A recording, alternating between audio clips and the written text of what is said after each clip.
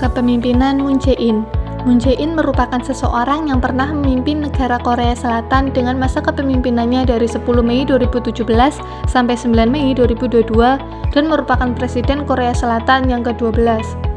Alasan saya memilih Presiden ke-12 Korea Selatan yaitu Moon Jae-in untuk dianalisis karena kepopuleran negara Korea Selatan di kalangan masyarakat dengan pengaruhnya di berbagai bidang, seperti dalam mengatasi kasus COVID-19 beberapa waktu lalu dan usaha beliau dalam mewujudkan perdamaian semenanjung Korea.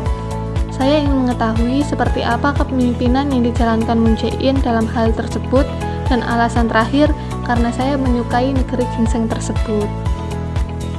Yang pertama, kualifikasi Moon Jae-in. Moon Jae-in merupakan presiden ke-12 Korea Selatan yang memiliki kemampuan seperti kemampuan berkomunikasi, memecahkan permasalahan, pengambilan keputusan, bertanggung jawab, memiliki motivasi, dan juga memiliki rasa percaya diri yang tinggi dalam mengendalikan suatu keadaan dan lainnya.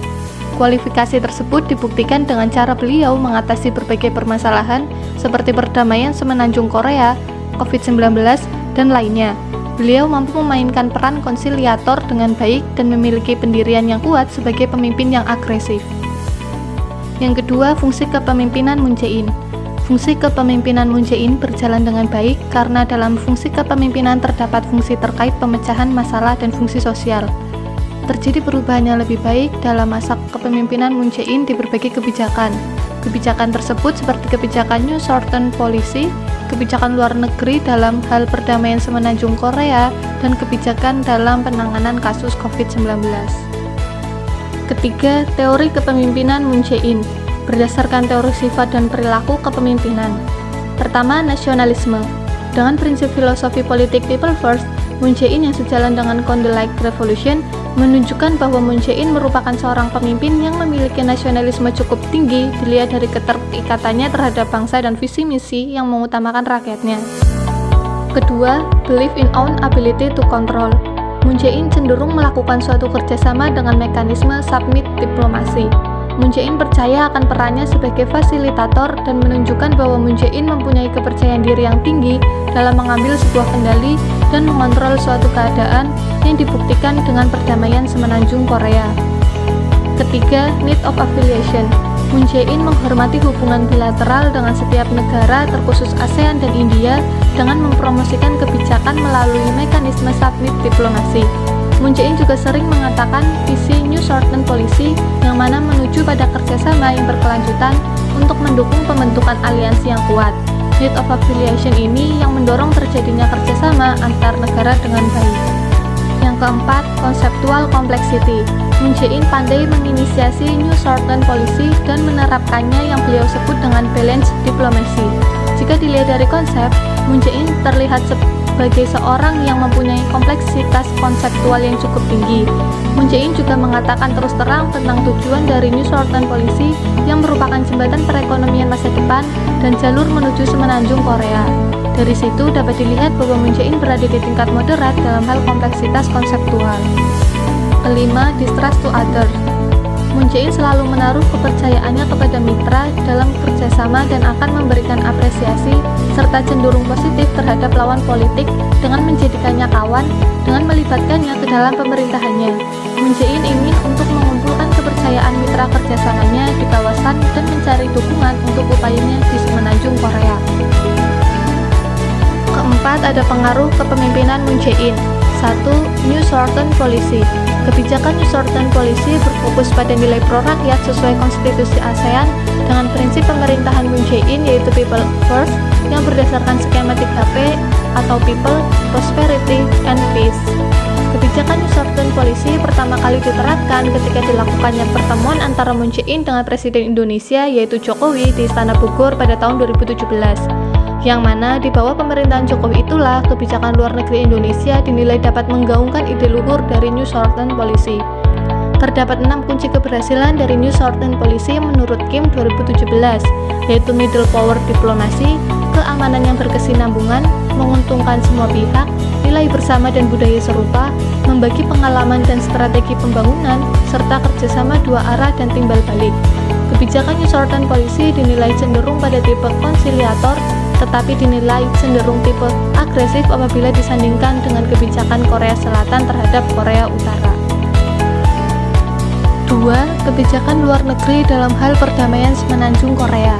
Dengan visi misi Moon Jae-in yang salah satunya adalah mewujudkan perdamaian atau reunifikasi semenanjung Korea, Moon Jae-in membuktikan usahanya di sebuah pidato yang berisi target reunifikasi Korea di Hari Kemerdekaan Korea Selatan pada tahun 2019.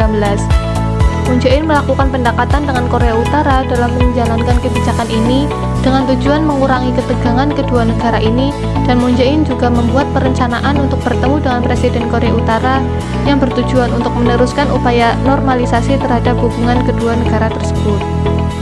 Terdapat dua faktor keberhasilan kebijakan ini, yaitu faktor internal dan faktor eksternal.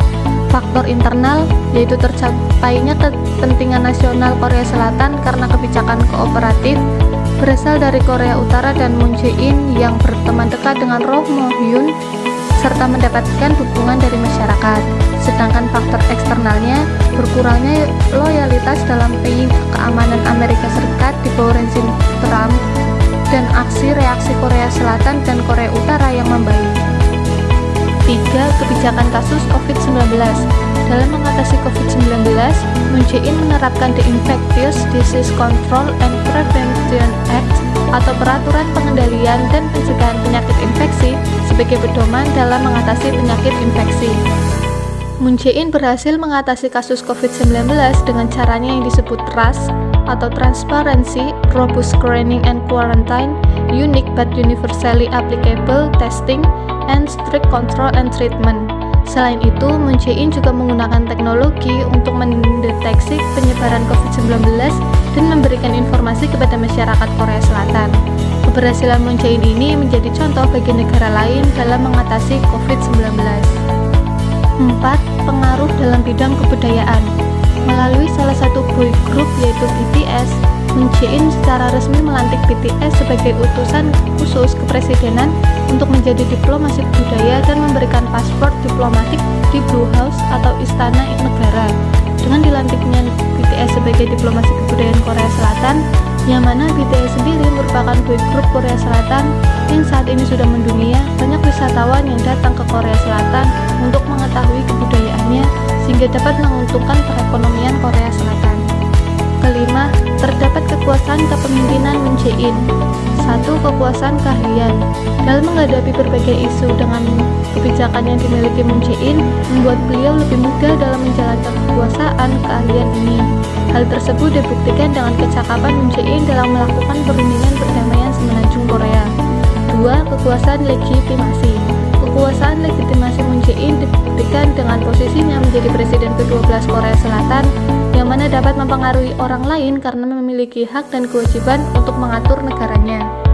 Ketiga, kekuasaan referensi. Moon Jae-in lebih mementingkan rakyatnya dengan tujuan perdamaian semenanjung Korea. Dengan berbagai kebijakan Moon Jae-in yang memberikan pengaruh positif terhadap negaranya, beliau mendapatkan respon positif dari masyarakat. Dan yang keempat, kekuasaan penghargaan. Moon Jae-in pernah memberikan penghargaan kepada salah satu boy group Korea Selatan yaitu BTS karena telah berhasil dalam mengenalkan kebudayaan Korea Selatan pada dunia. Bentuk penghargaan tersebut yaitu pelantikan BTS sebagai diplomasi kebudayaan Korea Selatan yang dilakukan di Istana Negara atau Blue House.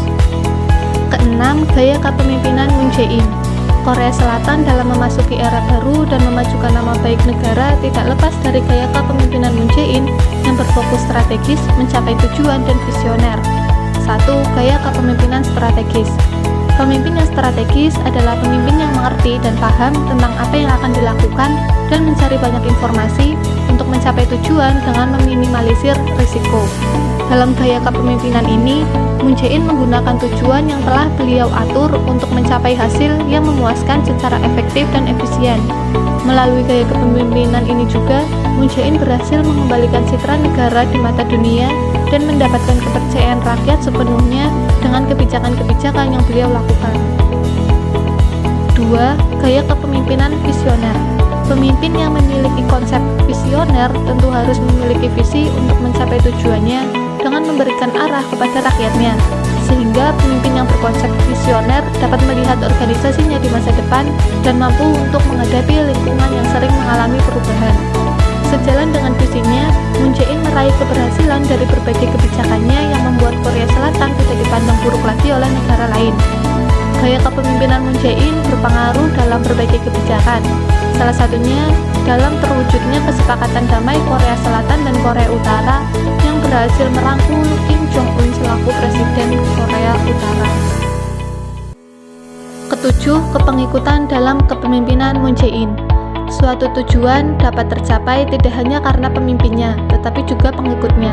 Dalam merealisasikan beberapa kebijakan yang digagas Moon Jae-in, tentunya dalam pengambilan keputusan harus memperhatikan dan mempertimbangkan saran serta masukan dari pengikutnya. Dilihat dari keberhasilan kebijakan yang dilakukan Moon Jae-in, sudah menjadi bukti bahwa pengikutnya merupakan pengikut yang efektif, yang memiliki integritas, mempunyai kompetensi yang tinggi, siap dan sigap dalam mengikuti arahan dari pemimpin, serta berani dalam menjalankan keputusan bersama. Tidak lupa juga menempatkan posisi sebagai agen perubahan. Kedelapan, pembuatan keputusan dalam kepemimpinan Moon Jae-in. Pengambilan keputusan menurut William D. Coplin berdasarkan kebijakan rekonsiliasi dengan Korea Utara sebagai berikut. 1. Politik domestik. Rekonsiliasi dilakukan sebagai awal dan reunifikasi sebagai tujuan akhir, yang itu semua tidak lepas dari pandangan masyarakat Korea Selatan. Kebijakan Moon Jae-in ini mendapat respon yang baik atau positif dari Korea Utara yang didukung dengan keputusan yang diambil Korea Utara untuk memulihkan jalur komunikasi antar Korea. Hal tersebut dibuktikan dalam pidato Kim Jong-un tahun 2018 pada Session of the Supreme People's Assembly. Semenjak itu, di bawah kepemimpinan Moon Jae-in, hubungan Korea Utara dan Korea Selatan mengalami kemajuan positif. 2. Kapabilitas militer. Korea Selatan dan Amerika melakukan latihan militer gabungan karena aktivitas nuklir Korea Utara. Korea Selatan juga memiliki program wajib militer yang wajib diikuti oleh semua lelaki yang berusia 18-35 tahun. Besarnya kekuatan kapabilitas militer Korea Utara menjadi ancaman Korea Selatan, walaupun sudah mendapatkan bantuan dari Amerika. Oleh karena itu, kebijakan Moon Jae-in dalam mendukung perdamaian dilakukan karena jika Korea Selatan terus menekan dan memaksa kekuatan militer, memungkinkan Korea Utara untuk bertindak lebih agresif. 3. Konteks internasional. Pendekatan damai yang dilakukan Moon Jae-in ini berhasil membawa kemajuan hubungan Korea Utara dan Korea Selatan dan juga berhasil melakukan pertemuan tingkat tinggi untuk membahas aktivitas semenanjung Korea sebanyak 3 kali. Tidak hanya Korea Selatan dan Korea Utara, Moon Jae-in juga mendorong pertemuan antara Amerika dengan Korea Utara yang mana merupakan kemajuan dalam masa kepemimpinan Moon Jae-in.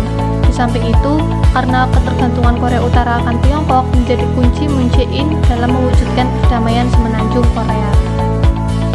Kesimpulan yang dapat diambil dari pembahasan kepemimpinan Moon Jae-in yaitu Moon Jae-in merupakan tipe pemimpin yang mengutamakan kesejahteraan dan perdamaian rakyat. Dengan teori dan gaya kepemimpinannya serta ide gagasan dalam kebijakan membuat Moon Jae-in mendapat respon positif dari masyarakat. Selain itu, Moon Jae-in yang berfokus pada perdamaian membawa perubahan bagi Korea Selatan. Tidak hanya perdamaian, keberhasilan dalam mengatasi COVID-19 telah menjadi contoh bagi negara lain. Moon Jae-in berhasil dalam mengembalikan citra baik Korea Selatan. Terdapat 2 saran terhadap kepemimpinan Moon Jae-in. 1. Moon Jae-in sebaiknya tidak fokus pada fokus utama di mana menciptakan perdamaian semenanjung Korea karena masih terdapat pro dan kontra.